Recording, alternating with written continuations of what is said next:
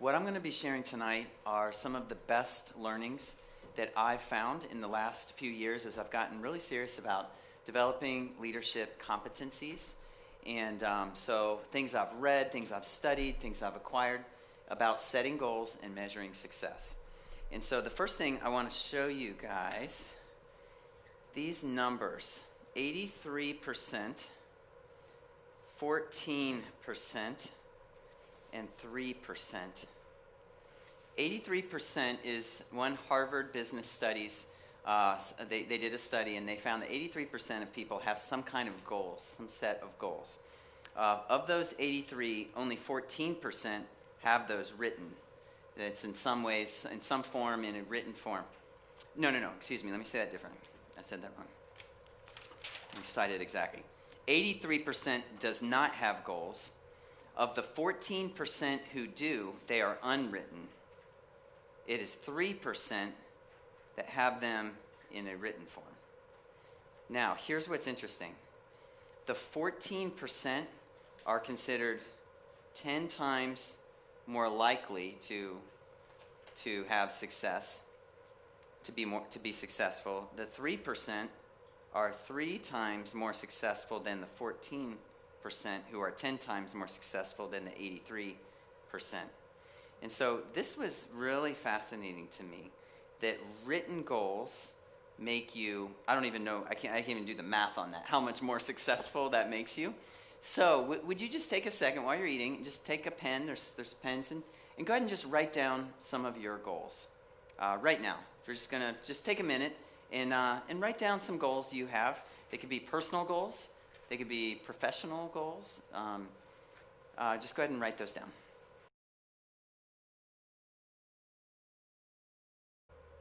So what's cool to see is you're all immediately writing, which means you're either making them up now on the spot or you have some goals. What this Harvard study showed is having something is better than nothing, but having more is better than less when it comes to goals. So you can stop writing your goals. The purpose of this was just to kind of test your whether or not you have goals that are able to be immediately articulated in written form.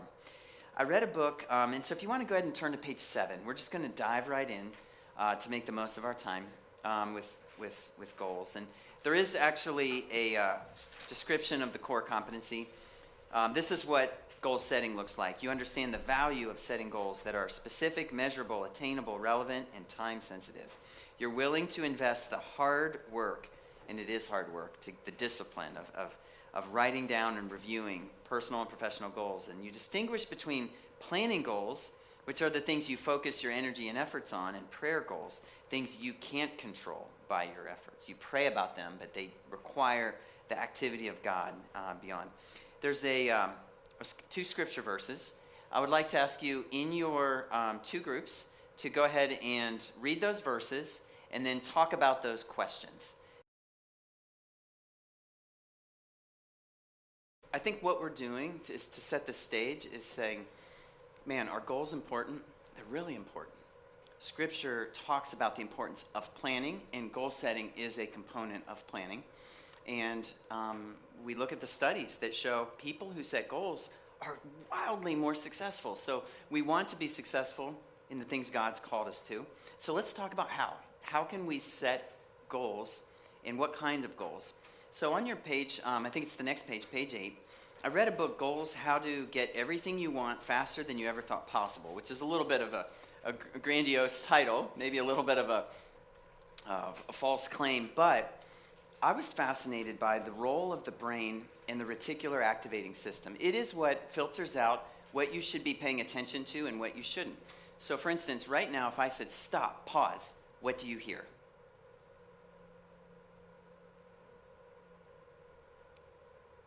All of a sudden, maybe you're hearing the flow of the air through the ducts. Were you hearing that a second ago? Yes, but were you thinking about hearing that a second ago? No. So your brain was saying not important until I called you to pay attention. And what Brian Tracy said in his book is that when you write goals and then review them and rewrite them, literally, physically type or write them out, it is shocking how much your brain functions in a way that will spike the likelihood of things leading to the success of that goal. If you ever have, for instance, been looking to purchase a new vehicle or just bought a new used vehicle or something, and you're driving around and all of a sudden you're like, wow, a lot of people in the area just got this new car that I had. A lot of people have Jeeps, and you just got a Jeep. No, the same number of people had Jeeps before, you just never noticed it. Your particular activating part of your brain just said not important. So Brian says with goals, make them personal. So make it I, present tense. Personal, present tense, I do this in the present. And then positive. I tackle projects immediately instead of I don't procrastinate. See how I don't procrastinate? I don't gain a lot of weight. And a positive goal would be I am healthy. So he said, and there's a couple examples here. Here's some spiritual growth examples, and here's some professional growth examples. So one thing to do now is look at the goals you wrote down. Just pick one of them. Flip back on your page and use this little lens. Was it personal in sort of I? Was it present tense? Not I will in the future, but have you made it present tense? I this. And then is it positive or is it negative? And if you begin to shape your goals by these three principles, based on the research, and I found just personally for me, I just enjoy this kind of, like I gain 3 pounds of muscle. That's one of my goals right now. I gain 3 pounds of muscle. Now the other thing I'm doing is the next line here, quarterly versus annual goals. So I read Moran and Lennington's book, The 12-Week Year. Get more done in 12 weeks than others do in 12 months. And basically what they said is people who set annual goals focus on them for about a quarter and then they fizzle out. And then they just kind of sit in the background and they waste opportunity by not focusing. But if you shift to a quarterly goal schedule and focus on trying to achieve that goal. So I'm gaining 3 pounds of muscle by the end of April. How am I doing with that? I'm actually 1.5 pounds up. There you go, boom, like I'm working on it. And now that could have been a year-long goal. At the end of a quarter, if I'm still falling short, I might extend the goal for another quarter. So I want to encourage you with goals, specifically personal goals. In your business context, you may or may not have annual rhythms versus quarterly rhythms. But develop the discipline, personal, present tense, positive, and try shortening the length of time to accomplish those goals to the quarter. And obviously this resource is here to dig into. We're going to keep going just because of time, but these are the practical things that I think can be helpful for us. Now, there's a difference between planning goals and prayer goals. This has really helped me.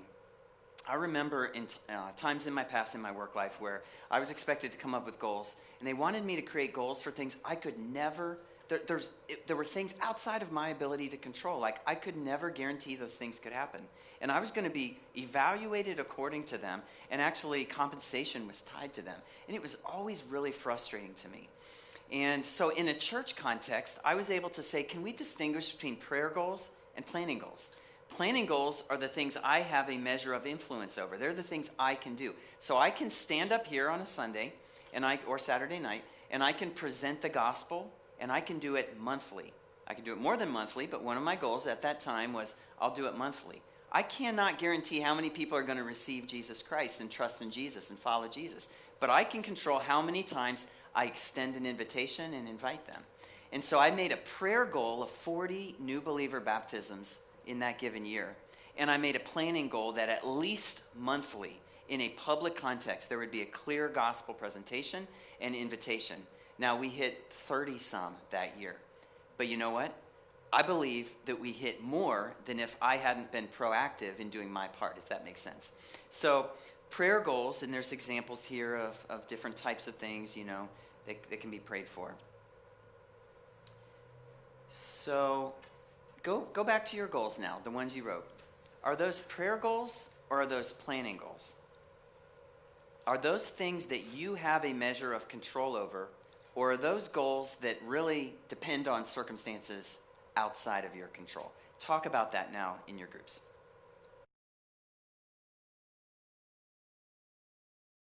So we had, in our group discussion, some helpful conversation about are they prayer or planning? And one person mentioned, I see my kids off to college to achieve their aspirations. There are some things you can do to help with that, but ultimately that's going to be a prayer goal. That's going to be a parent's prayer for their kids. And then we had someone else talk about their goals of achieving an electrical license, things like that. What we're going to do now is talk about making them more smart. And so the SMART acronym is something pretty familiar to people in business contexts. But we've gotten intentional here at LifeSpring to say we want our goals to be smart. Why? Because the smarter they get, the more likely they are going to be achieved. And this is God's kingdom that's at stake and people's lives at stake. So with your goals, or pick one of your goals perhaps that you've written, and let's run it through this filter of, is it specific? Do you know exactly what you want to accomplish with all the details? And there's a couple of examples. There's a bad example. I improve my financial situation. The good example is I pay off $5,000 in unsecured debt. See how the specificity helps? I improve my business acumen is different than I get my electrical license. That's a very specific, goal. So grade yourself on that. Where is your goal specific? Second, we're going to look at, is it measurable? Are you able to assess your progress? And we've got an example there. And this one's kind of fleshed out with a little more. Let's see.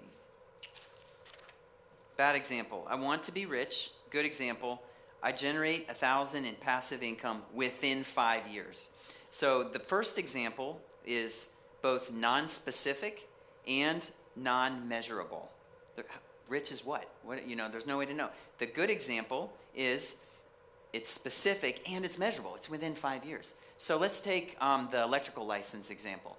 What would be a time frame? And you don't have to answer this for the person, but give a time frame by that. So look at your goals now and measure it. Is it measurable? Does it have some sort of time frame for the completion of that goal? And if you've already moved to a 12-week year, it's by the end of the first quarter, so you're good.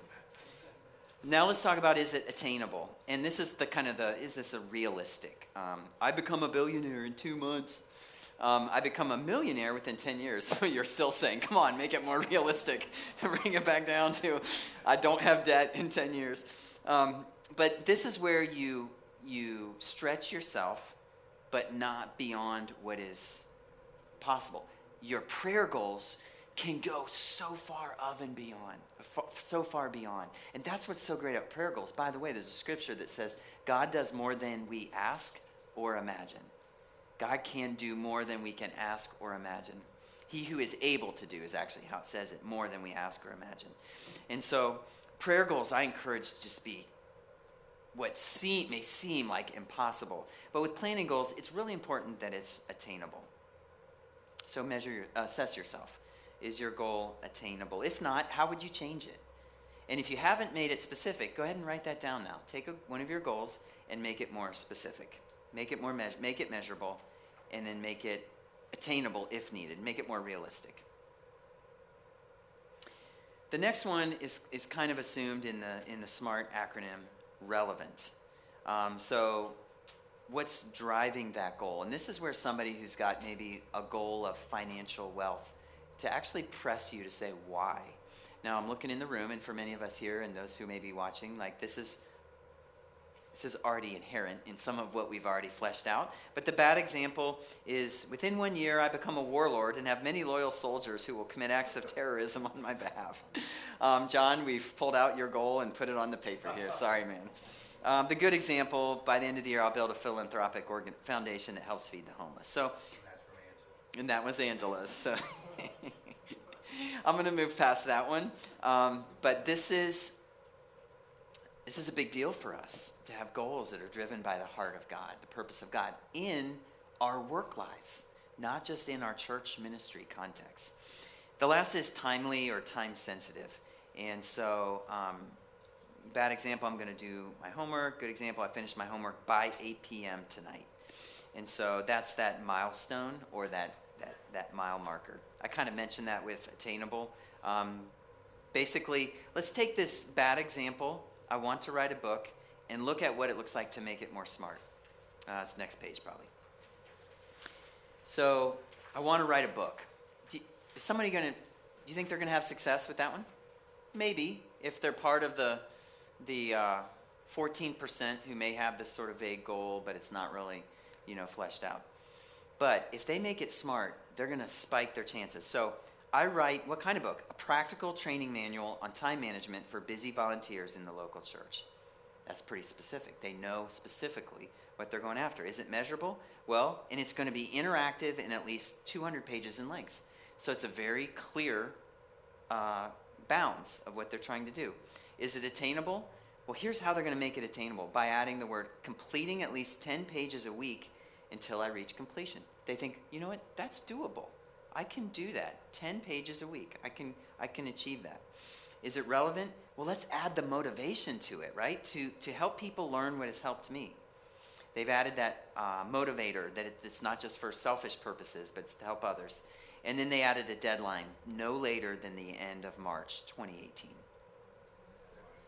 Yeah, that person successfully wrote their book. But basically, now when you look at your goal, grade yourself on a scale of, 1 to 10, 10 being perfect and 1 being needs work. Give yourself, you're not going to talk about this to anybody else, but give yourself a rating on your goals. Where would you say you're at by using the SMART lens?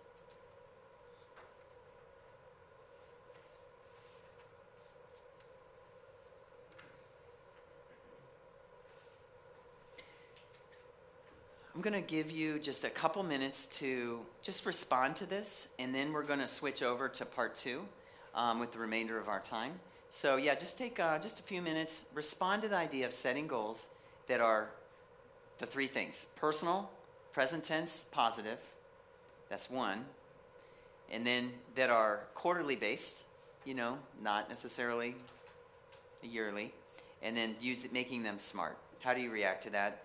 Is that doable for you? Do you feel like that's something you want to or could do with your goals?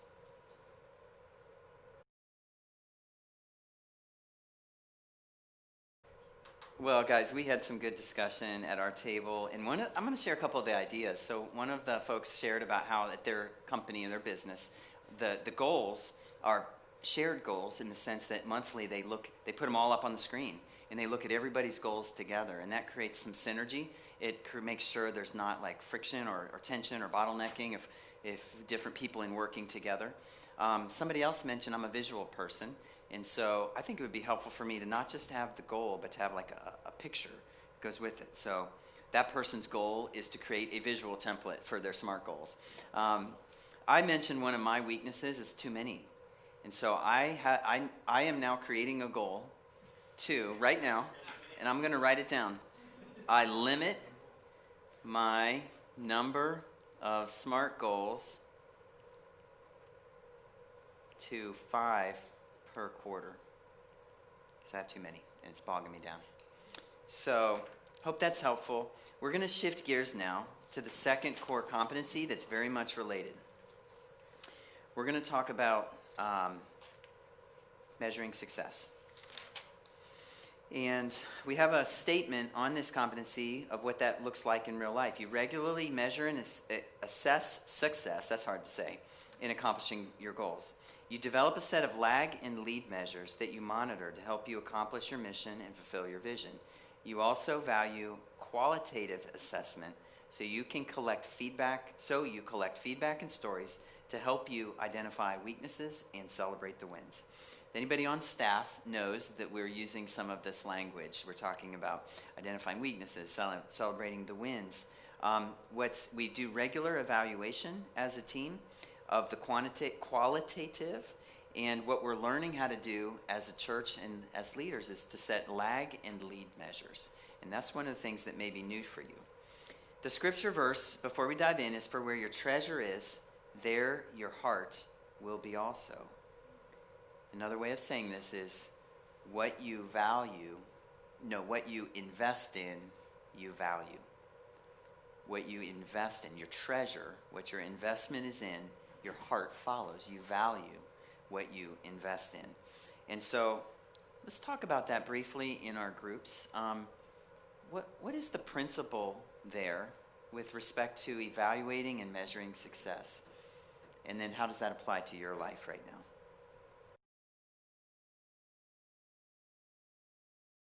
Sorry to cut things off. There's been some good conversation about measuring success, and I'm going to go ahead and ask that question. Why is it important to evaluate and measure success? Just open conversation. What would you guys say? Why bother? Why take the time to measure success? Why is it important? What would you say? It reinforces good behaviors, right? If you're evaluating success and certain things are working, it's like, okay, we see that, so we need to keep doing that. It shows progress. And obviously, progress is what we want. Like, so measuring success. And how does seeing progress help? I think it incents you to do more. Yes, it's incentive. It's motivational, right? To see. And this is true in our lives, just in our own journey. When we look back and we see how much God has done, how far we've come, it's helpful when we look forward. Because if we're just looking forward and see the gap, we could get discouraged and forget, well, wait a second. Look how far God has brought me, So it's super helpful in our lives. Any other thoughts about why it's helpful to measure and evaluate success? Just Clarity. organization or That's absolutely right. And that's one of the things, I think that's what gets measured matters. What gets measured gets done. What you measure becomes your mission. I don't have the actual stats on this. I need to track them down. But somebody said a powerful thing, that when you begin measuring something, just like with setting a goal, even if you don't change anything immediately, you become more successful in what you're measuring, because subconsciously your reticular activating system, that part of your brain, is kicking in. So if we started measuring number of baptized people who baptize other people, and we do this, so this is one of ours, all of a sudden we're not just measuring the number of baptisms, we're measuring the number of baptized people who baptize other people. All of a sudden we're saying, oh, follow-up's really important, not consciously but subconsciously. We're putting more energy into that. And so even if we don't have a conscious goal of provide better follow-up for everybody who gets baptized, just by measuring how many people who are baptized get baptized or baptize somebody else, all of a sudden we're improving. So yeah, this is why businesses use the KPIs or the measures or the metrics. The word metrics is something I'll probably throw out, so probably is good to say what it is. They're numbers that tell you important information about a process under question. They provide measures of quantitative assessment. So quantitative, we'll talk about that in a minute, that are used for tracking performance or production or effectiveness and health, which is a big deal for us in CR. We want our CR ministry, right? You guys want that. We want that to be healthy and effective. And metrics become a helpful way to do that. And so you see a list of some ways metrics help. They clarify, somebody said that, organizational vision. They help you develop better goals. They foster a shared understanding of your strengths and weaknesses so that you can identify early warning signs for future problems, chart a clear course forward, and to what Karen said, celebrate what God's doing. They can really provide that encouragement to your team. And the next quote there, what you measure, I think, did I hear you saying this one, Doug? What you measure, you value. What you value, you do. What you do becomes your culture. I thought I heard you saying something like that. Okay, yeah. And then what you do becomes your culture, and your culture eats your strategy for breakfast, lunch, and dinner. It's kind of the idea. Like, culture trumps strategy every time. How do you shape culture? Behavior. How do you shape behavior? Metrics. So for us at LifeSpring, I should have printed off our newest set of metrics we're using, but it's really helping us. The next page, I'm not going to go into that, but it's provided for anybody who might be starting to rise up and say, man, this sounds so corporate, or, this isn't biblical. If that was your perspective at all, then I would say this would be helpful for you to kind of look through. I will mention the bullet point number 3, emotional roller coaster. The danger for me with metrics is I find that I can attach my sense of value or worth or significance based on the numbers. And when things are going really well, I feel good. And when the numbers aren't so good, I feel bad.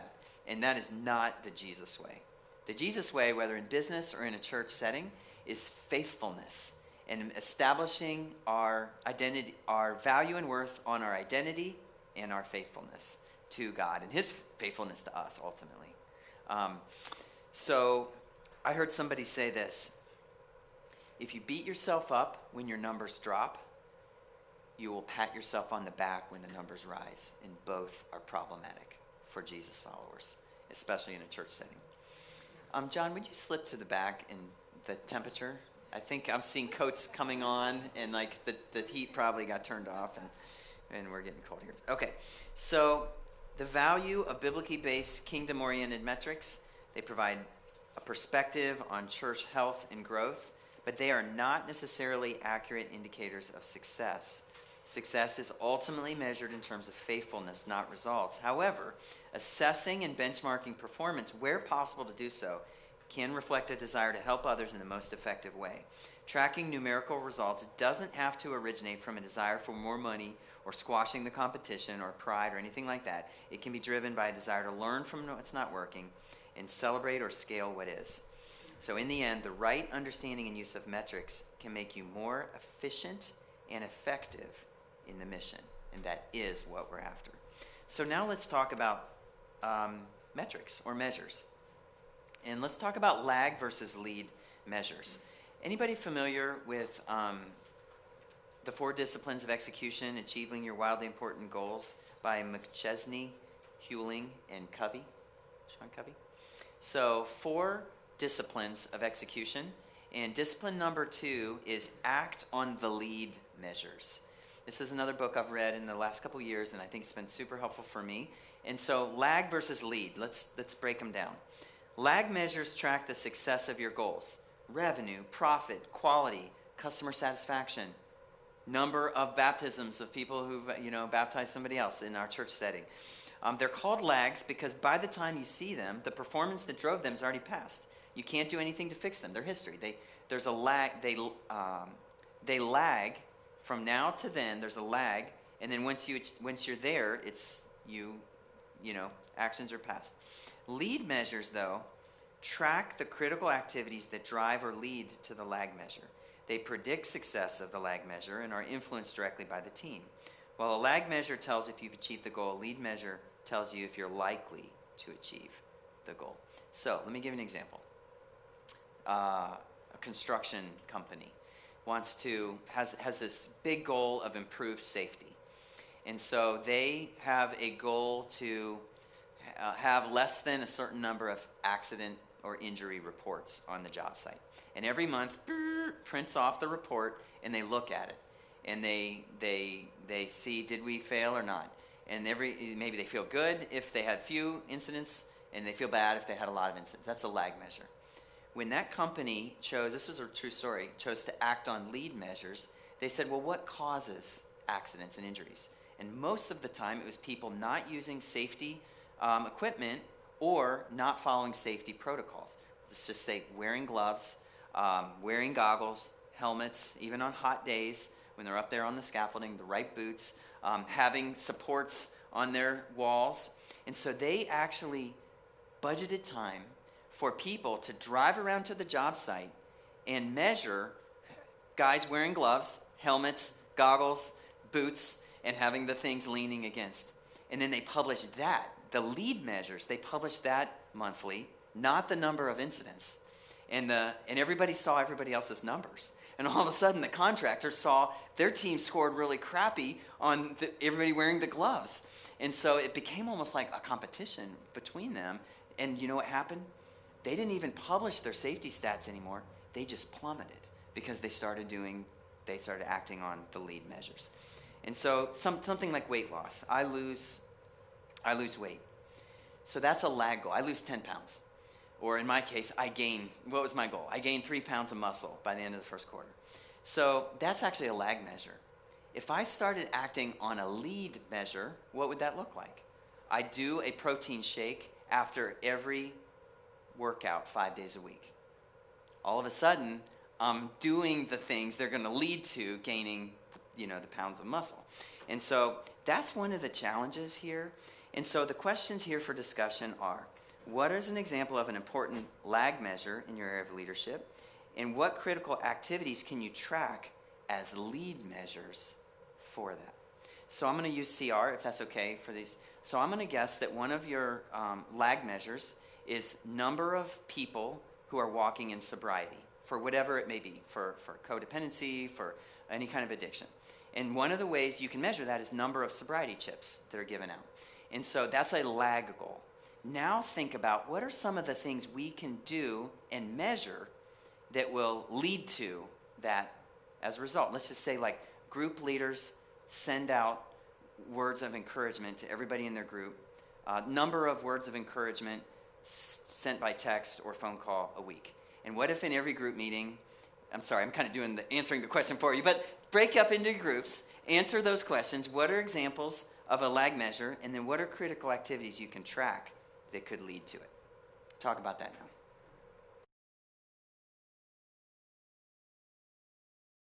I know this has not been enough time, but it's just enough to get things started in talking about lag versus lead goals. I hope that's been helpful. The other thing I want to end on is quantitative versus qualitative data, and I call this stats versus stories.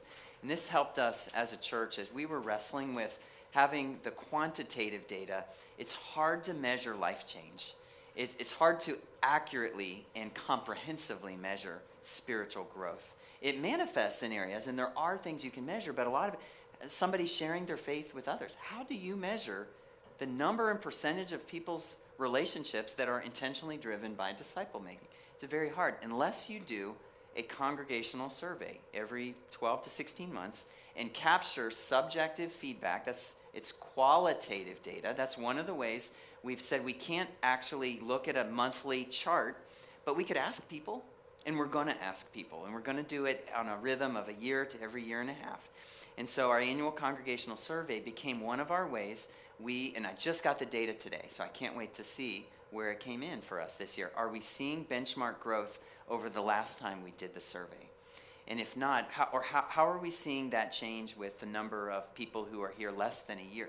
How is their spiritual growth comparing to people who've been here more than a year? So quantitative data, information about quantities, that's your stats. Qualitative data is information about the qualities. You can't measure it numerically, but you can observe and you can interview. That's your stories. And so we were talking about in our context over here, a ministry that is harder to measure the life change, but there are things that are lead measures you can measure. How much time is spent reaching out and connecting to people outside of group and things like that. And then we talked about, well, it seems like sometimes there might be some people who are underperforming, who are measuring less. But in a group meeting, if you were to open the floor and say, what are some of the wins? What are some of the ways you're seeing lives being changed? Some of those people might be able to speak up and talk about that. And you capture those stories. And you tell those stories. And you celebrate those stories. And I feel like we are maybe a 5 out of 10 at best as a church with this. I really want to see us move to the next level. What we do is we do weekly celebration of wins in our staff meeting, and we write down, we have a list of the stories, and it grows every week, stories. We do quarterly life group health assessments. We do our annual congregational survey, and then we have some other measures or context things from the hub.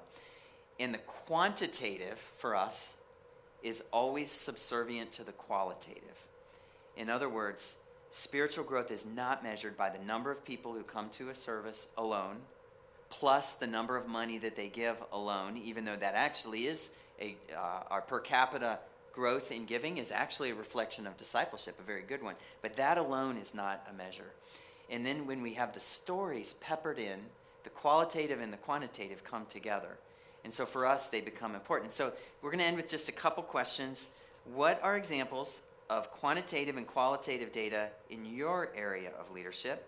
Why are both of these important? Which one's easier to collect and evaluate?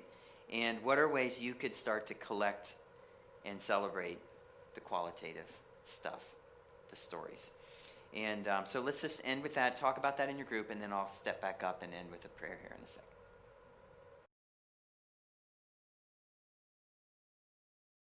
Well, guys, I hope this has been a bit of a spark. I will mention that there's one more thing. I just really appreciated On Strategy's balanced scorecard. So is that on Is that in the last page? Okay. So basically, they are a software, or they're an online application, so you can pay for their services, and it's less about that, but they show how your strategy is reflected on your scorecard, which tracks your progress, and it's visually represented on your dashboard. And so at LifeSpring, we have our strategic plan, and then we have our monthly and biannual metrics, and those are reflected in a dashboard. So some of what we've created is the product of On Strategy's business template. And what I didn't do for you guys tonight, which would have been helpful, is to share our new metric scorecard and how that reflects with our strategic plan. So I will add that, and then maybe we can add that, Doug, and link it into the Right Now Media thing, and we'll send that link out to all leadership community later. So there's so much of what really matters that we can't count.